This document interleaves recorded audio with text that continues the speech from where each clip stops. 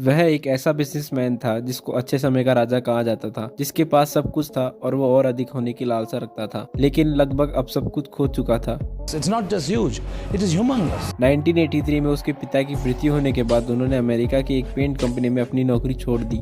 वह 28 साल के थे जब उन्हें यूनाइटेड बेवरेज ग्रुप विरासत में मिला। 30 की उम्र में वह इस कोला ब्रांड के लॉन्च के साथ सुर्खियों में आए। वाईबी ग्रुप तब शराब कारोबार में मार्केट लीडर था।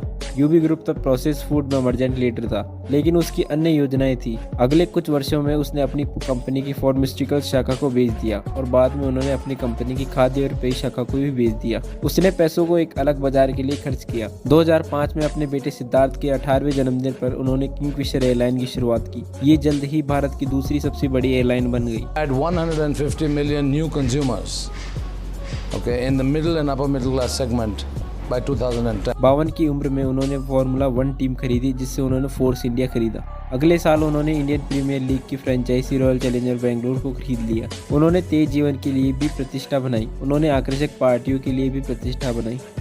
Hi, I'm Vijay Mallya and I love to party as much as you do.